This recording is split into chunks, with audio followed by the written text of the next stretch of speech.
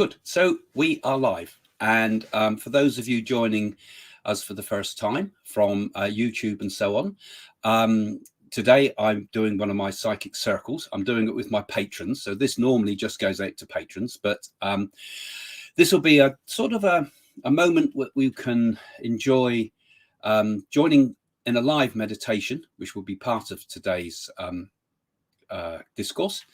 I'll be talking about the important things involved in connecting to the inner silence and how that can be used in a psychic sort of way, because it will also connect us into some of the skills I'm going to talk about, which we would call clairaudience. So welcome to Circle with Craig.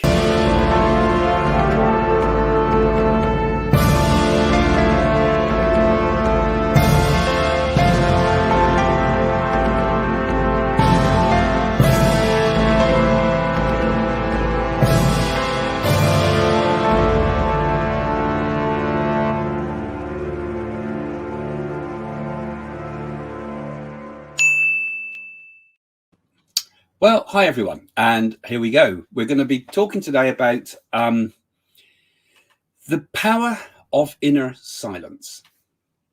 Now,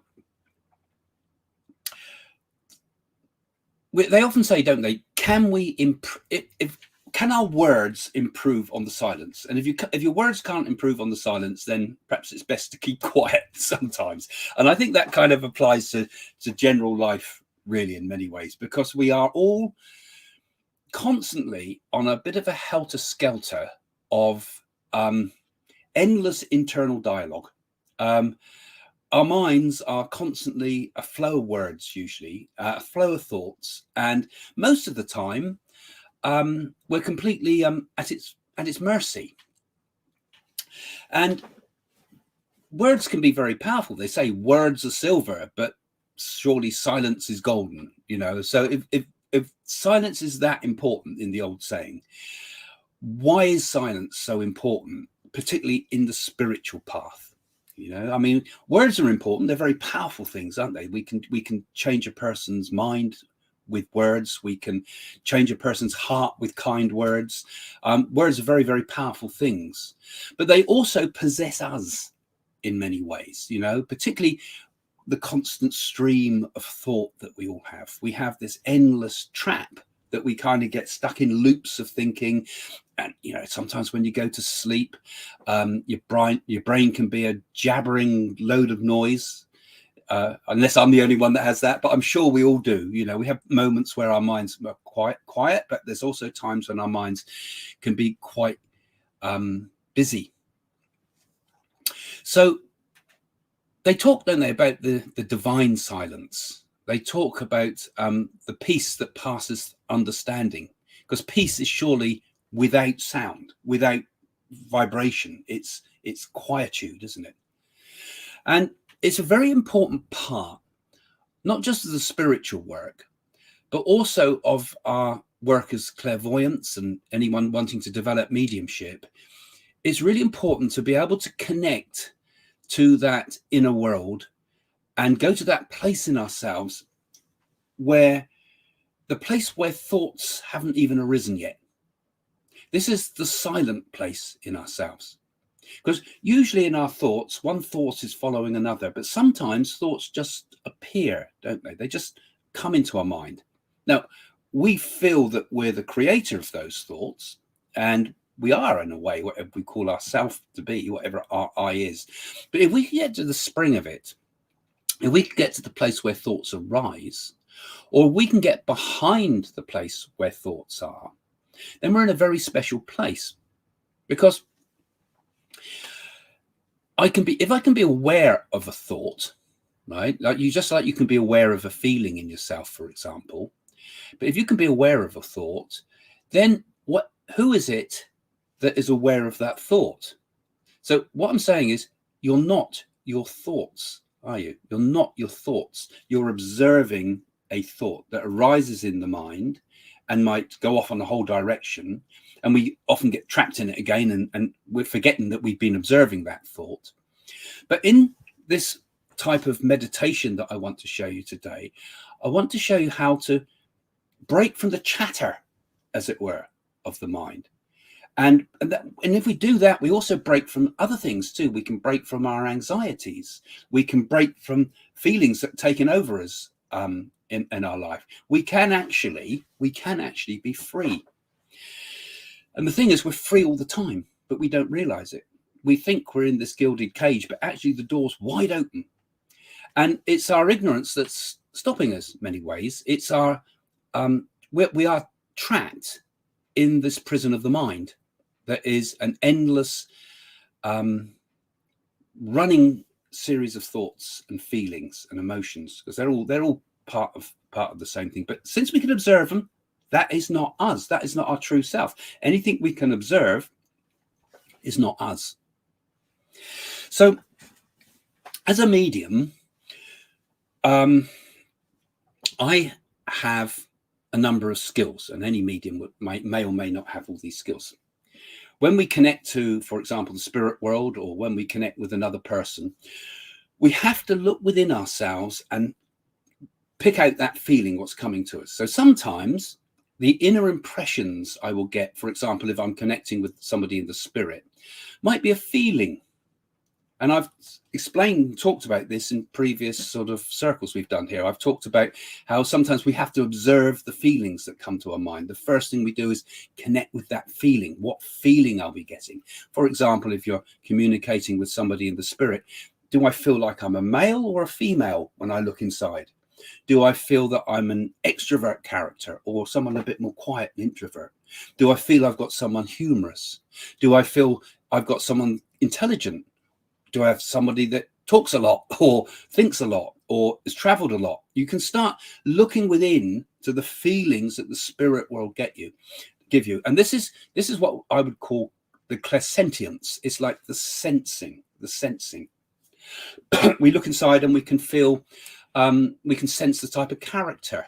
You know, we can sense, if I look inside and I open my mind to these feelings, what do I feel? What's the first thoughts that come into my mind? What type of character do I feel like? You know, and you might find someone that's got regrets, or you might find someone that's aggressive, or whatever. You get the qualities of that spirit communicator through what we here call clairsentience. And then you remember, I think in last week's meditation, I suggested that we go into the silence, and I took us into this sort of silent type of place by opening the chakras and things like that. We did, didn't we? And I used the idea of light moving up the spine and moving through the chakras and then going into a world of endless light. And then I asked you to see what pictures came, what thoughts came, what feelings came. But most people would get pictures and images, just like we do when we go to sleep. So this is what we would normally call the clairvoyance, the clear seeing. So we get this feeling and we get this seeing. So if a medium's working, for example, first of all, we might start to describe what we were getting through the clairsentience. And then we start describing what we get through the pictures that come to us. So, I get a flash of your living room and you've got red curtains, you know, that type of thing is all coming through the pictures forming side of the mind. And this is a very important part of working as either a psychic or a medium. You have to sort of pull on all of this. It all comes from this inner world. We have to somehow look in, find the feeling, find the thought, find the picture, and then express it. And hopefully it's right and it connects with somebody. But then things get very interesting when we can take it to the next level, which is called clairaudience. Now, when I learned, first person to encourage me on the path to becoming a medium was a lovely lady called Doris Stokes, who was quite well known here in the UK and used to be very well known in Australia. Most of the Americans won't know of her, but she was a lovely medium, and she wrote a number of books, one of which was called Voices in My Ear, because this is when we get to the point where we actually hear the spirit talking to us. And although she called it voices in my ear, actually it's really voices in my head. But the problem is they might put you in a straitjacket when you say that sort of thing. So we can hear an inner voice. But the problem is when we're doing this, is that inner voice part of my own inner chatter? or is it something that's coming from out there, coming from outside of ourselves? Now, when the spirit world want to connect with us, we need first to make our minds quiet and still. It's a bit like we create, if you think of a pool of water, supposing you imagine a pool of water, if it's all left to itself and there's no wind blowing or anything, it goes perfectly mirrored and still. And if we can get our mind like that and stop all the chatter, then if you just take a little tiny pebble and throw it into that pool, you'd see it spread out like a great big circles going out from where that pebble landed. And that's how the spirit world work. If we've got a quietude in the background of our consciousness, they can throw in a thought and pop, and we can see it. But if that surface of the pool is already covered in waves and is splashing around, and our thoughts are like that, you could throw a pebble in it and you wouldn't see a thing, because its vibration is lost. So this is why mediums need to meditate. When you're actually once you actually start practicing, that you bring that meditation into the real world, as it were, with you. So it's there in the background somewhere. You still got the mental activity of your mind, but in the background there's still that quietude that you touch in meditation. It's like something in the background of your consciousness. So this is how we get to what I call what was known as clairaudience. This is one of the ways I teach people to develop the hearing side of ourselves. Now, when we allow our thoughts to stop and quieten down, we don't want to try to suffocate ourselves. We have to do it in a gentle way. We have to do it in a way of letting go. Like, you can't stop a thought by wrestling with it. It just gets more and more active. We can't stop a bad feeling by constantly wrestling with it. I mean, one of the big problems in the world today is where people overthink, isn't it? We overthink so many issues and so many problems until you get so tangled up with it and so lost in it. It's like they say, you can't see the wood for the trees. You just cannot see the bigger picture because you're so tied up in things. So we have to kind of learn to step back, and we have to be gentle with ourselves with all forms of inner work. It's a bit like a fire. You can't put a fire out by trying to suffocate the flames, because you end up with arid smoke. So we have to let things settle of their own accord. So in a moment, I'm going to be showing us a meditation, and when we can sort of use that meditation to find a peaceful place within ourselves and learn to connect with the thoughts that we receive. Because what I'm saying is, when we get into that quiet place, I want you to listen within and see what you're given. It might come from the spirit world, which I hope it will for you, but it might even come from your own conscience. It might come from the other side of your brain, as it were, if we believe in the split brain theory. It might come from the angelic world. It might come from your unconscious mind. But if we can be quiet, we can learn to observe what is passing across the screen of our consciousness. And like I said at the start, normally it comes often as pictures and images. But today I want to focus on listening within, learning to listen deeply within. So I'm going to take us into a meditation in a moment, but I'm going to see, anybody got any of the patrons first, got any questions about that, any thoughts or any observations? Just put your hand up so I can see you, and you might be able to. Nobody? Oh, good, thank you. Hi there. Hi, Craig. Yes. So when I do meditations, that sometimes does happen to me, where I start hearing like a second version of myself communicating with me. And I know for a fact it's not my mind, because it's information that I wouldn't have otherwise thought of. But I noticed that when I start engaging with it and start asking questions, or start getting more curious about maybe like more guidance, then my mind starts to get involved so much where I start to block out that voice again. So would you say that it's best to listen and not engage in like a conversation? Very good point, actually, and very well expressed, actually, there. Because one of the things that mediumistic people struggle with is what's my own thought and what someone else's. because sometimes I know that's my thought, but then another thought comes up, that's come from somewhere else, you know, like you've kind of explained there. And then I try to latch onto it a little bit. And of course, it's coming through my own brain. It's like someone else's thoughts been put into my neurons.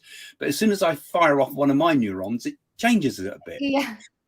And this is the big difficulty with clairvoyance generally is you've got to give what you get, as they say, because sometimes, like, for example, you know, an example was, I remember, I was doing a demonstration of mediumship and I saw someone dressed as Long John Silver, you know, and I thought, I can't give that. I can't say Long John Silver to the woman in the audience. I said, you got your father here and he looks like Long John Silver. I'll get laughed out of the place, you know.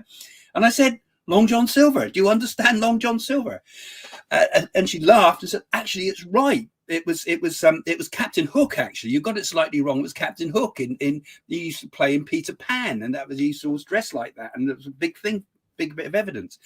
So in that, I had the courage to. That was one of the early demonstrations I did. One of the first times I was in Spiritualist Church. That's why I quote it and why it stuck with me. I gave what I got, and that taught me you must give what you get. And I think with what you're saying, trust your first feelings that you get, Nurhan. Just the first feelings you get, and try not to change it. And like I say, in a way, that will become more evident if you're working with people doing psychic work or mediumistic work, but also in your own inner life. If you're wanting to get guidance from the spirit world, then the less you try to interfere with it, the better, because your own thoughts might hook onto it and change it into one of your thoughts rather than the thought you've been given. And I often think also to look to the feeling behind it too, because the feeling can often be the thing that fuels the thought. Yeah. Yes, perfect. Thank you so much. Okay. Thanks. Any others like to put a comment? Just put your hand up because I can be able to see you then visually.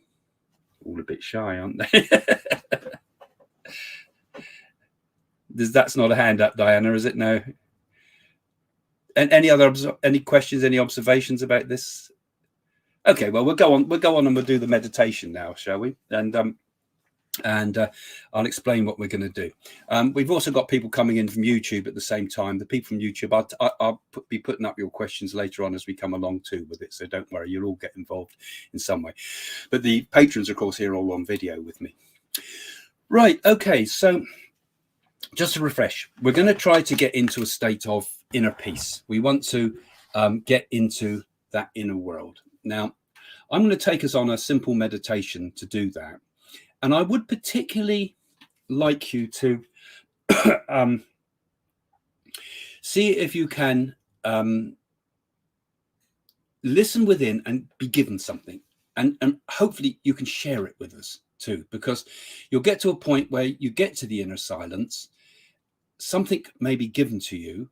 Try to remember it, because words are harder to remember than pictures. Actually, just like when we come out of a dream, the visual things stick with us, but the things that are said are often hardest. You might find something in there, and then we'll see if we can connect with it, and we'll see if we can see if this is a connection with spirit at all, or if it's coming from your unconscious. And I'll try to connect in with you too, and see what I can add to it to see where it goes. So now I'm going to put up a slightly different screen for a little bit, so it's a little bit easier for me to connect with you, and I won't be such a distraction now. So I'm going to put a screen up. Hopefully that's on there, and then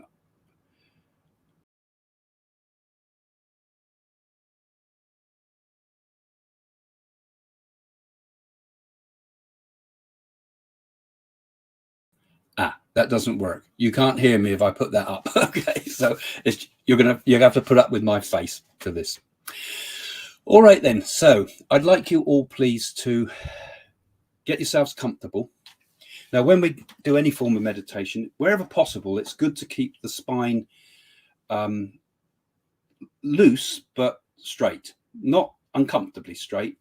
But if you can get the spine relaxed and you can get this sort of little point of equilibrium, you can sit for a long, long time actually in meditation without too much discomfort. And it's also good for your general energy in your body too. So we just lean back into, if we're on our chairs, so we just lean back into our chairs and get comfortable. And I'd like you to now close your eyes and just relax. Let all the pressures fall away. All the stress, let it go. Don't need it. That can be, you can come back to that at any time you want. But now, this is your time.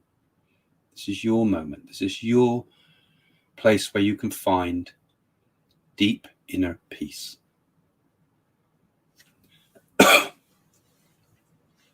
And as you begin to relax, you'll begin to notice how the breath slows down. In fact, take a breath, and with it, as you breathe out, think to yourself, relaxed.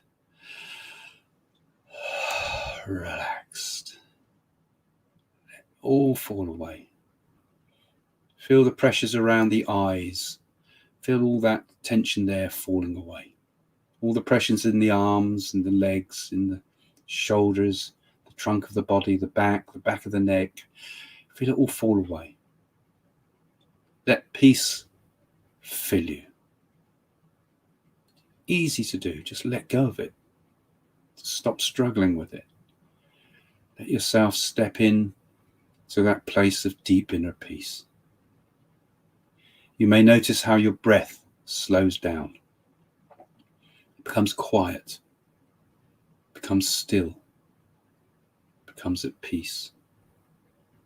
As breath slows down and becomes at ease, without trying to force it, just letting it do its own thing, we feel our mind becomes more at ease.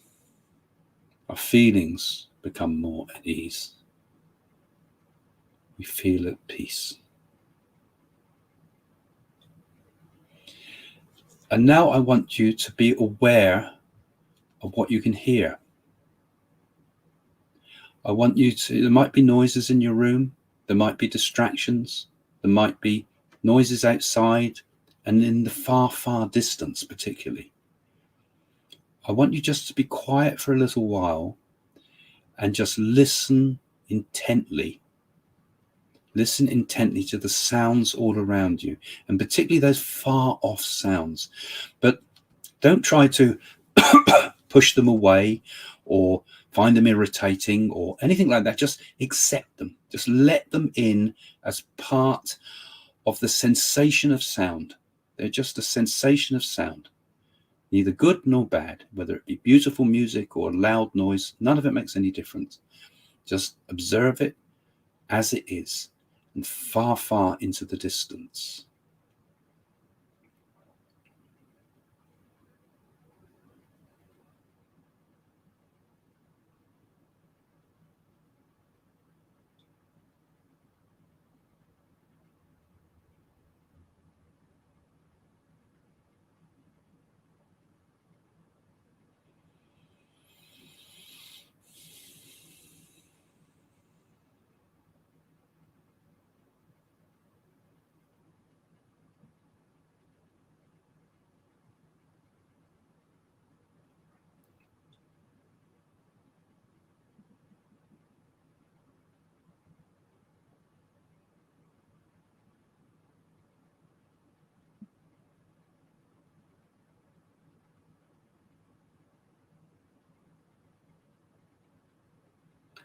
Listen with great intensity to everything you hear, no matter how small.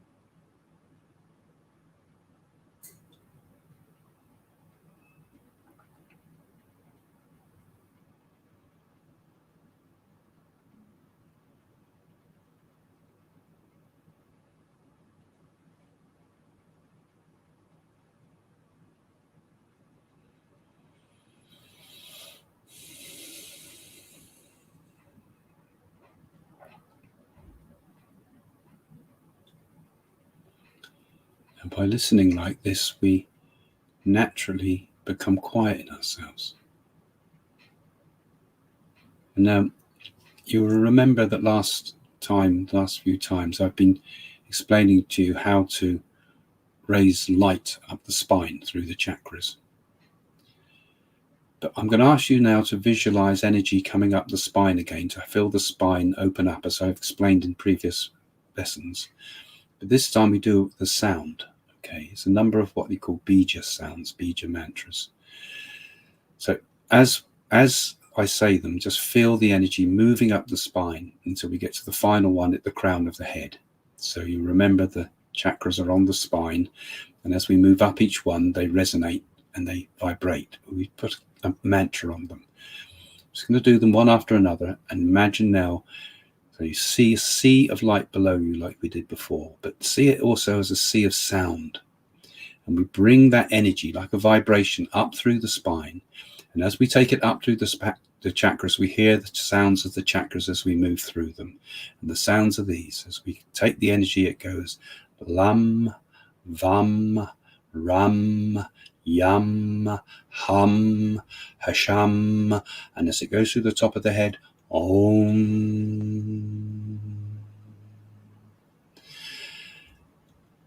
And now see above you a great energy again, like the sound of om. Om. And now let that resonance fall through the body and cleanse it. Om. As the sound pours from above and through your whole being. Om.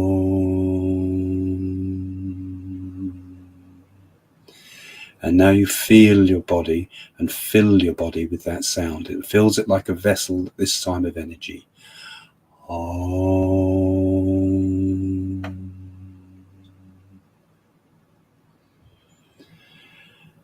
And now we look behind the sound. We go to that place that's deep within us, that is an infinite place. Before us, the universe extends forever. Behind us, the same. To our left, to our right, we can see infinite space. Above us, infinite space. Below us, infinite space. The whole universe. And it's silent. Perfect silence. Endless silence. Not a single vibration. The whole universe at ease, at peace with itself. And now we allow ourselves to blend with it. Our inner silence can become part of that universal silence. And let yourself just go into the silence. With silence, you also notice that silence is also peace. Incredible peace. An luminous peace. An endless peace. A peace that cannot be shaken. For peace is totally silent. Now remain in this place for a while. Let yourself just be. Listen to the silence. Your own thoughts now would have quietened quite a lot. But be aware of anything that arises in the silence. Stay with it always. Go back to the silence, but then come back to any vibration you might find, any subtle vibration that you're being given. For we ask now that the spirit world can draw close to us. We ask that the angelic worlds may be able to guide us. People that come with love from the spirit can help us. And even that divine voice that each of us has, may it speak to us now and give us a few sentences or a few words to guide us through our life.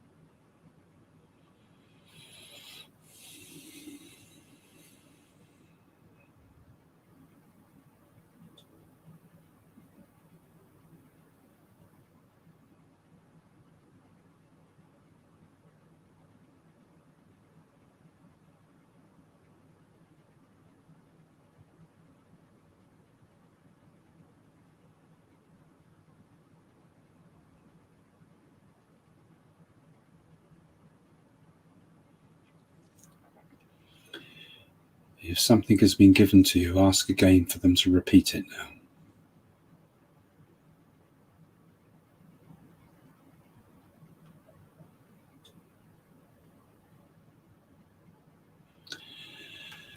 Okay, I'd like you to gradually now come back.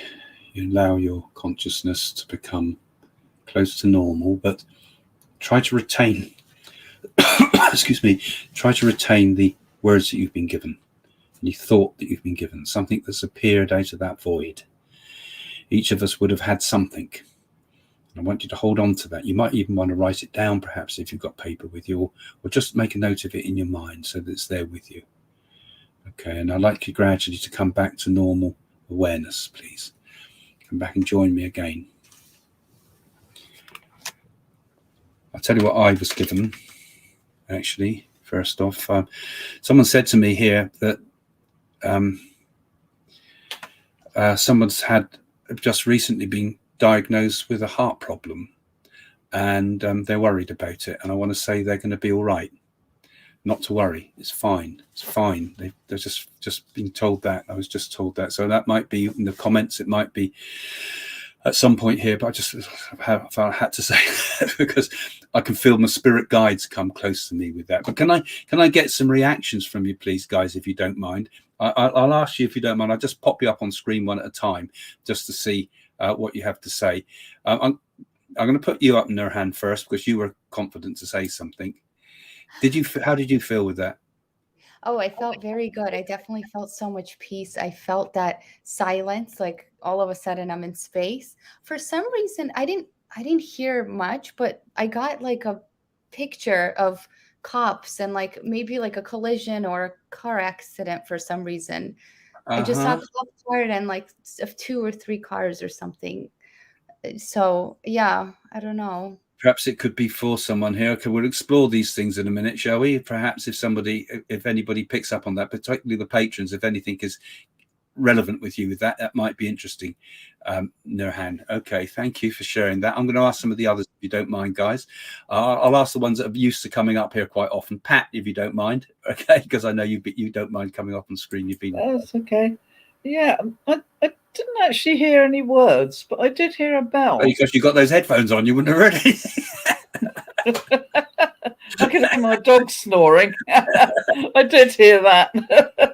It wasn't that loud, but I could hear her snoring. Actually, this is when we used to do our circle. We used to have an annoying clock in the room that we couldn't remove, and it would be going tick, tick, tick, tick. Oh. And I teach people to take that clock sound and absorb it into your meditation and just allow it to be part of it. In the end, we couldn't do the meditation with the clock in there because we got so used to it, So instead of becoming something that was a distraction, it becomes good. So the dog snoring could be like that. Sorry, Pat, did you think of the clock during that meditation? Did that come into your mind? Because I saw a dial going round. I was, like the hands of a clock.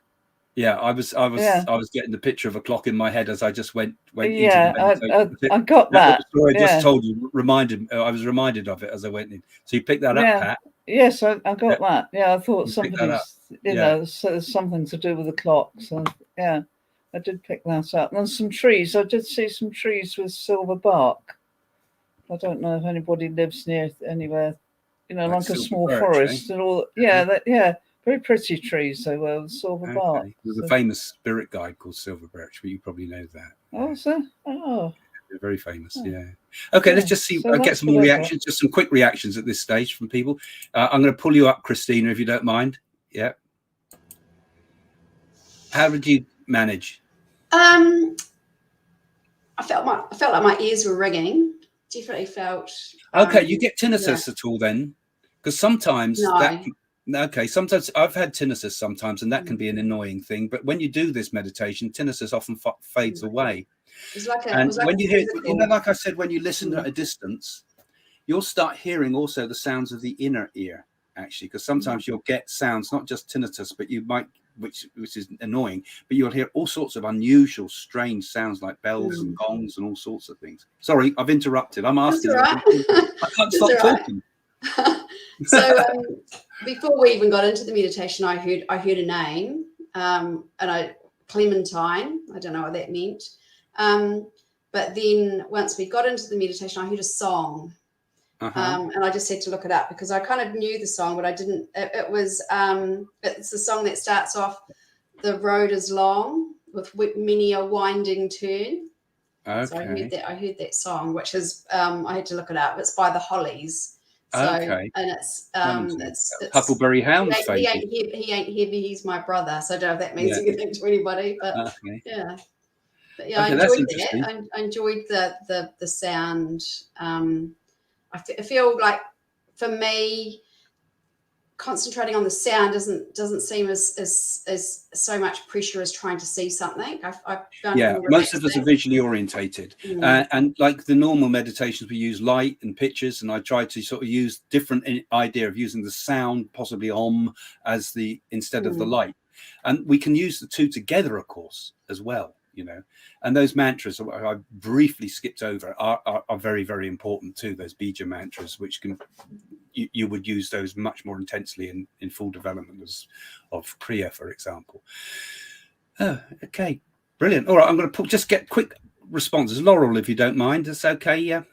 If anybody doesn't want, I've just about to take Christina off. There you go. How did you manage?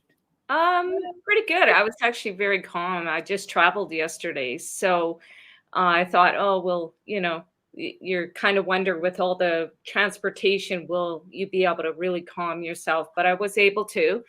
At the very beginning, I just had all these pictures. I can't tell you what they were, just flooding in. It was like an old film, going by. Yeah. Well, see, the brain naturally will want to go into visual form, which is fine. But I think what I was trying to encourage today is to push aside the visual a little bit and focus on the inner sound, the sound of the inner piece, as it were. But just like with the pictures, they can come to the mind and we observe them and we can drop them again. We can observe them and drop them again. And that's part of the techniques they use in yoga and some of the Indian techniques, is to allow something to come and then dissolve it as well. Sorry, again, I've interrupted. No, and then the only other thing is I have a train that runs behind me and I could hear it from a long distance blow its horn coming. Like it was even before it was even in the valley. I could hear it starting to come and I could feel it in the vibration of my chair. So it wasn't a sound that was in the back of my thoughts, so to speak. I knew that it was something coming in from the valley, but that was it. Okay, so you were okay with that? You could just accept it, could you? Yeah. That's the important thing, accept it. Okay, that's great. All right, I'll pull someone else in, if I may. Nick, are you okay to speak? Yeah. Hi, Nick. Good to see you again. Hi. How did you get on with that? Well, unlike everyone else, I'm probably the bad student here. I can never do meditation. I try, and all I do is go through my to-do list and all the things I need to do or want to do. I do get visuals, but they're always either of my past or things that I want for my future. So that's where I'm at with this. But sometimes you see, often people sometimes, for example, when we do meditation, they often say, my mind don't slow down, it speeds up, because we become more aware of just how active our brain is, and even that is good though, if we see a sort of busy brain, because at least we've now become aware of it. And it's the same like you're running through a to-do list in your mind. I know, because you're a very busy person, I know that, but at least you've become aware that that's what's happening in your mind. It's become less of an unconscious to-do list, if you see what I mean. So even just going into a meditation and just being aware that it's hard to meditate actually is a kind of a step towards it, because it's learning to separate the observer from our thoughts. If we can do that, then we get a much more peaceful state. So obviously I know you're very busy, so you're always engaged in the next idea. I'm like this too. And it's really hard sometimes to separate yourself from it. And we end up exhausted. We go to bed with the brain running like that as well. But just observe, Nick, Just observe. I mean, I was using a sort of sound technique here to try to help people with sort of this idea of how we get towards clairaudience and things. But just observe the inner thoughts. Just observe perhaps the breath as well, which is a very soothing, powerful technique. And that's your step into meditation that way, you know. I did notice that my breath slowed down. I did. Yeah, you should try it. And I felt good. I was slow and gentle with the thoughts. It was just I recognized all of them. So good. Okay. Thanks for your contribution. Okay, let's see what the others have got to say. Who haven't we got? People worrying here, I suspect. Suki, I'm going to ask him because I know you're okay with it. Yes. Good way in. Any observations or thoughts? You hang on, your mic's on silent. Let's see if we can unmic.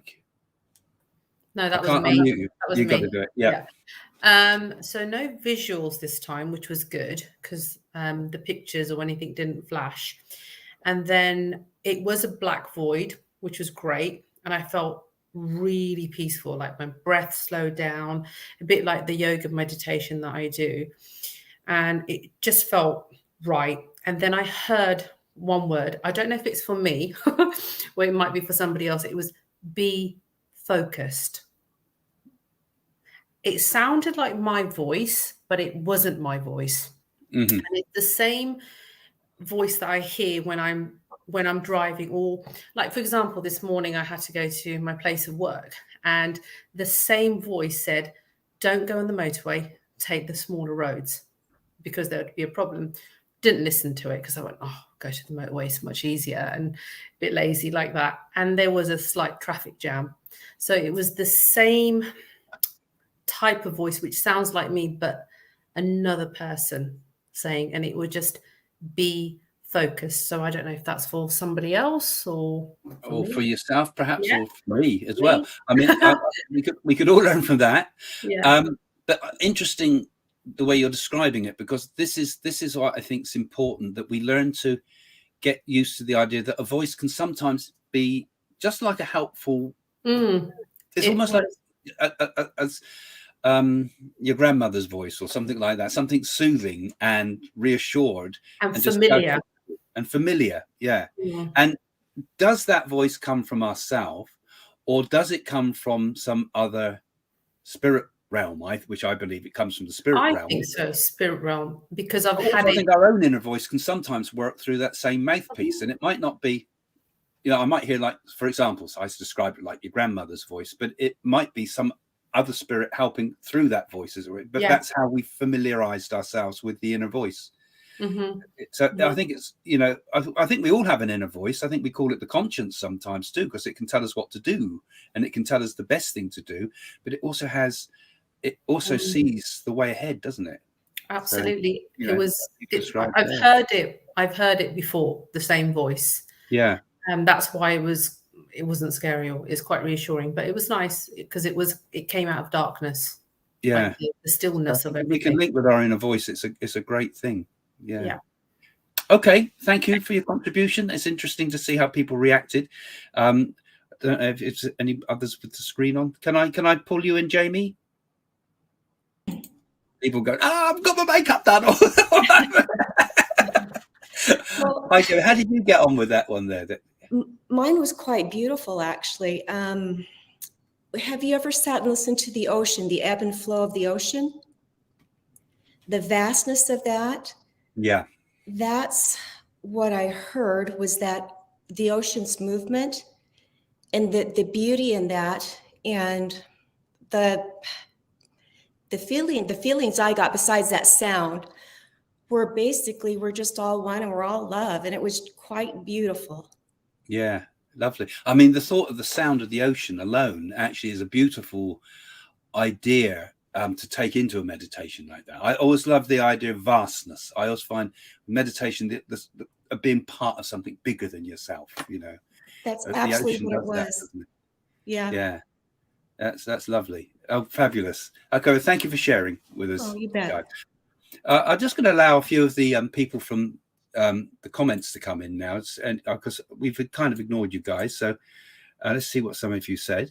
I had a lot of voices all talking at once. Sound muffled. Yeah, that can be interesting. That can be a kind of the way the sounds of the brain are like, aren't they? Like a sort of a indistinguished sort of noises that the inner jabber, really. But like I said, with when I was talking to, was it Nick I said it to, didn't I? It's observing it is enough, because we become more aware of what's really going on in our mind. We realize our thoughts have been racing around in circles a lot of the time, and just observing it in many ways is enough to help to calm it. And a tap, like a dripping tap. Yeah, I had a bit of a drip on the roof of this sphere earlier on today, but it stopped. So you might have been picking up on that. You felt that, I think, but felt I was traveling in a tunnel with light around me. Yeah, well, we often use the idea of light and things like that. And that's always a good, nice feeling. When you, and people again seeing colors here. I saw a color purple swirling in front of my closed eyes in the darkness. Purple will often a color is associated with the third eye center here, and often when that is becoming active, you will see purple light. Some people say it's like a curved moon of purple light that you see, just like seeing the edge of a new moon. Yogananda described it like this: when the third eye opens up, that you see this curve of blue purple light. So it's a good sign if you're getting a purple light like that. This looks interesting. I'm Indian, and maybe it's a cultural thing. I saw myself in a white robe and saw beautiful fine golden snakes rise up through my body like protective creepers around a tree. It was strangely comforting. And of course the idea of two snakes curling up a staff is the Kadakas, the symbol of medicine, and it's also a symbol of the spinal column, and those energies of the spinal column that has three energy lines called Shushumas. The Shushuma down the middle, and then two other ones, NAADIs, on the other side. So it forms like a Kadakas, but we take the energy always up through the middle. Through the Shushuma, which is the thin line through the middle of the spine, of the spiritual line, of the spiritual, of the psychic, of the spinal column. And in the center of the Shushuma, which is tiny and thin like a piece of cotton, even in that there's another line, which is the Brahma NAADI, which is the central column. So we always try to bring the light and bring the sound and bring the energy up the spine like that. So, and those are not just a cultural thing from India, if it's Indian India, it's also in the Kadakas of the ancient Greeks, for example. I saw a small dark figure standing far away in the distance, furiously waving, and very happy I was there. See, that sounds like a symbolic of being in touch with the spirit, doesn't it? That's like the spirit world. Yeah. Okay. Well, thanks, guys, and thanks for those of you that have been joining from YouTube as well.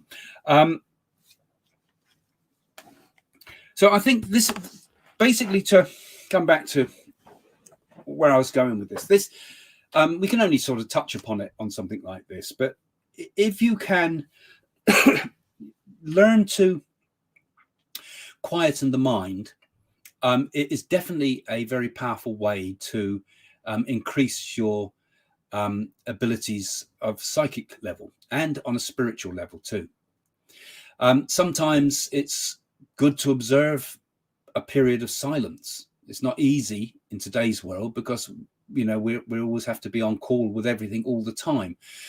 I've had periods when I worked on the kibbutz where we were able to be silent for 3 days, and we had a 3-day silent. I had someone that followed a guru called Meir Baba at the time, and he was spent most of his life in silence. He just went quiet and didn't talk to anyone for years, which takes a tremendous discipline. And when we did it for 3 days, I mean, it was quite tough to do.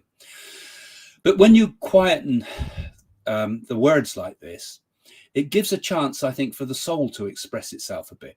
It gives us a chance to connect with the inner voice, the divine voice within ourselves. And I think words are useful tools, but they can also inhibit us. They can also bind us. They can also become something that stops the full expression of our intuition and our inner spirit. So I think there's a lot to be said of learning inner silence, and it can be a technique in its own right, just purely using this idea of, first of all, like we did, we listen, and we listen to sounds that are far away. We take in every single little, like you could hear a pin drop sort of sound when you really go into it. Very, very good to do very early in the morning if it's possible, at dawn, you know, and that's a time that is said to be a very special time. And I remember doing it in India, where we sat on a hillside, and below us was Rishikesh further down, and it was an Indian town, and we just listened to India wake up. We sat in meditation and just listened and listened to it wake up, and it wakes up with all the horns blowing and everything like that, and people blowing conches and things like that. But you just listen to the place wake up, and there's something very powerful in just observing sound, because by observing sound, we're not making sound ourselves. We're letting the inner chatter settle down. So that inner dialogue can sometimes be our best friend, but can sometimes be our worst enemy. And it's important to find that space of silence within. And when we get there, like I said, it's like that pool. Then the spirit world can also drop in a thought and give us a few ideas. That's how clairvoyance on that level can work. And of course, ultimately, when we go within, we use all the senses. We use, like I said, clairsentience, just to remind you, which is like the sensing of feelings and sensing of personality and things. You remember I talked about that at the beginning. We also get clairvoyance, so we see pictures and images. And sometimes, which is harder to get to usually, we get the clairaudience, where we hear the spirit world talking to us. And when we bring all that together, we're able to form a convincing image of the spirit person that's communicating, that we can communicate to the person who's the recipient of the messages, to give a good, clear understanding of what the spirit person is like, what their personality was like, the things they would say, and hopefully be able to give good, clear messages that way. So I hope that helped you all. And I'm just going to say hello to you all, say goodbye to everybody now, and say thank you to you all. Just say thank you to everybody, the patrons. I'm just going to pull you all up one at a time, put you all on screen with me, if you don't mind, just to say hello. Here we are, every guys. We're all on there. Okay. Limited. Thank you. You're not all on because I can't get you all on. But thank you guys for coming today and being with us. And thank you for joining us as a patron. And those of you that have come in from YouTube and watch this, please come and join us as a patron. You can take part in the video conference and the rest of it as well. So it's really good to see you all. I hope you all found that helpful. And thank you for joining us today with Circle with Craig.